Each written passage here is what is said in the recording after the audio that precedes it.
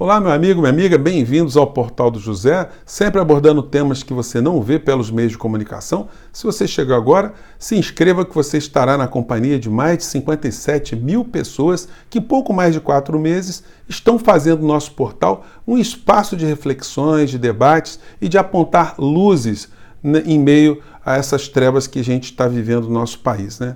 Ainda há esperança, tem muita coisa para a gente fazer e o nosso portal é uma fagulhinha, é um palitinho no meio dessa história toda. Vamos colocar algumas questões que estão na ordem do dia para a gente tentar interpretar melhor alguns fatos. Quando eu dava aula em Nova Iguaçu, o candidato Tiririca era candidato a deputado em São Paulo e se elegeu com quase 2 milhões de votos. Eu dava aula de Direito Constitucional e meus alunos vieram falar: professor, viu só como o povo de São Paulo é ridículo, votar em Tiririca. Eu dizia para eles: olha, vocês querem que a gente tenha uma melhoria do parlamento sem ter uma melhoria do povo? Você quer melhorar o parlamento sem melhorar o povo? O que eu queria dizer com isso? Que é impossível um povo que não tem acesso à informação, à educação, à cultura, um povo que é bombardeado por distorções pelos meios de comunicação o tempo todo, pelas informações que recebe pelas rádios, até pela internet, que esse povo tem um juízo crítico elevado. Evidentemente, as pessoas que votaram em Tiririca não foram professores de literatura, de física quântica, pessoas escolarizadas.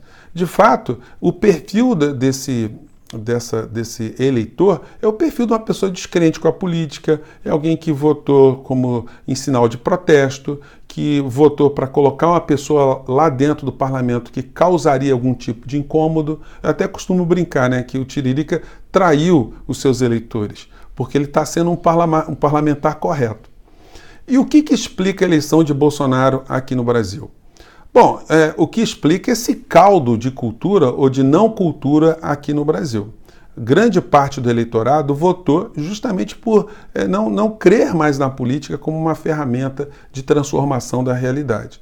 A gente tem grandes grupos religiosos que entendem que Bolsonaro era um representante de alguma linha espiritual, pessoas que professam valores que a civilização já colocou num outro plano, mas as pessoas querem voltar para trás nesse processo civilizatório. Mesmo que Bolsonaro estivesse representando teorias ou pensamentos ou frases que a história já revelou que ele está mentindo, que ele está incorreto, que a geografia, que a biologia, que a ciência de uma maneira geral estão num caminho, ele está no outro, ele acabou se elegendo. Até por responsabilidade também dos atores políticos de então, tanto a esquerda, a centro-esquerda e até os setores liberais. Então Bolsonaro está aí. Mas Bolsonaro é de fato um cérebro? Bolsonaro é um grande estrategista? Bolsonaro é o cara que tem que ser combatido no meio desse processo obscurantista todo? Resposta: não. Em toda a América Latina, em todas as ditaduras, em todos os países que sofreram uma influência direta, assumida dos Estados Unidos na política interna desses países, nós tivemos títeres, nós tivemos representantes, pessoas que não precisavam ser grandes intelectuais, bastava apenas que eles cumprissem todo o regramento econômico do país maior, do país organizador dos golpes, que foi os Estados Unidos. Então nós tivemos no Chile o Pinochet. Pinochet era um crânio, era intelectual? Não. Pinochet, para os interesses norte-americanos, bastava que ele fosse um grande ditador, um cara com mão de ferro e cumprisse a política econômica. E também ficou revelado que ele era um ladrão, que ele era um corrupto e que ele pegou muito dinheiro com a ditadura no Chile. Foi assim também com o Jorge Rafael Videla, na Argentina, também apoiado pelo governo americano. Foi assim aqui no Brasil, que teve muita gente que enriqueceu na sombra da ditadura. Foi assim no Paraguai, com Alfredo Stroessner, que também virou um milionário. Foi assim com várias ditaduras espalhadas no mundo inteiro. Os americanos, eles consideram ditadores aqueles caras que não estão ao lado dos seus interesses, né? Quem não estiver alinhado com os Estados Unidos é ditador. Quem estiver a favor, como Kim Jong-un, por exemplo. Até peguei uma foto aqui rápida, né? Está aqui o Kim Jong-un com o Trump, e aqui tem outra foto aqui para reforçar que eu falei, do Kissinger com Pinochet, e aqui com Kissinger com Jorge Rafael Videla na Argentina. Bom, então, quem é que manda no Brasil, afinal de contas? É Bolsonaro, que é um estrategista, ele tem um cérebro privilegiado? Não, mas nós todos acabamos a cair no meio desse estratagema, o tempo todo debatendo as coisas absurdas que Bolsonaro fala e faz. Enquanto nós nos distraímos com essas questões, o cara que é o representante desse modelo econômico todo acaba atuando nas sombras. E quando eu digo sombras, são sombras mesmo, porque esse personagem que é o homem mais poderoso do Brasil, o homem que está conduzindo a política econômica e o homem que está destruindo a infraestrutura do Brasil, eu digo destruindo porque ele está entregando tudo para as corporações multinacionais. A gente está no papel ridículo, eu já abordei também isso num outro vídeo, que as nossas Forças Armadas estão silentes em relação a essa entrega.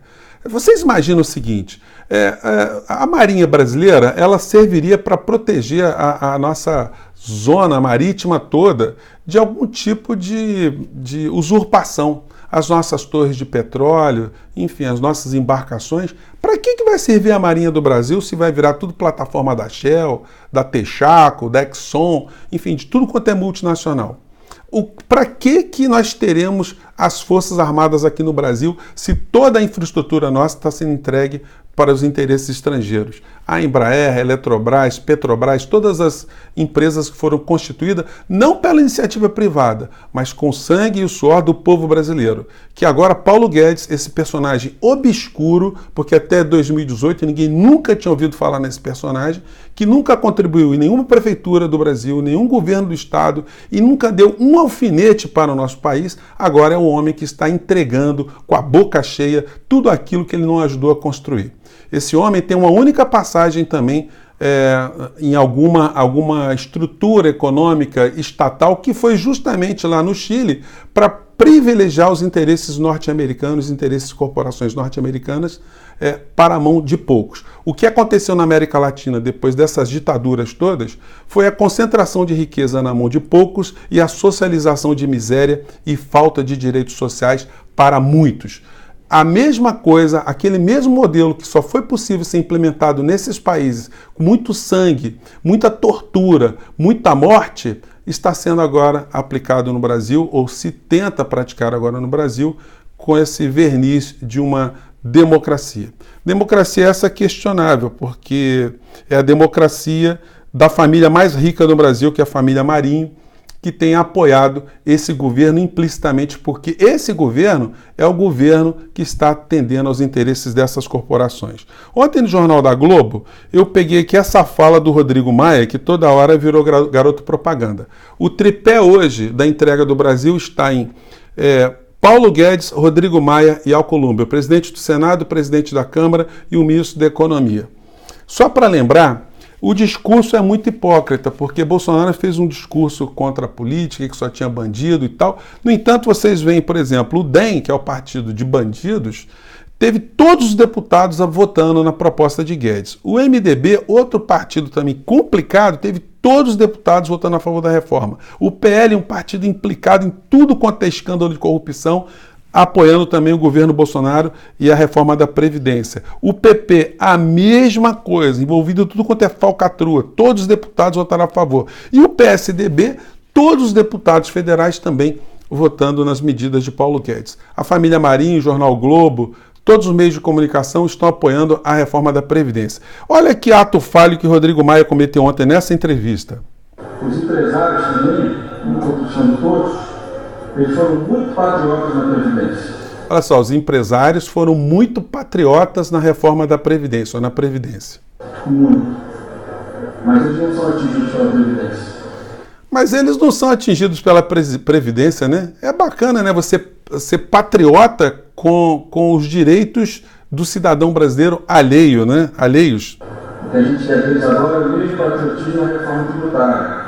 Porque é um sistema distorcido que uns pagam muito imposto e outros não pagam imposto. Então, quer dizer, eles já foram patriotas, né? Mas patriotas com o meu e o teu direito social, e agora eles precisam, segundo o Rodrigo Maia, serem muito mais patriotas, né? Eu tenho aqui vários vídeos, gente, que eu vou colocar pelo menos um para vocês. Um aqui de um documentário sobre a Naomi Klein, chamado A Doutrina do Choque, que comprova isso tudo que eu estou dizendo para vocês, onde o governo americano derrubou o governo de Salvador Allende e colocou lá um testa de ferro que foi o Pinochet, um ladrão torturador. Aliás, para ser governante nessas circunstâncias, você não precisa ser cérebro, você precisa ser apenas um capacho.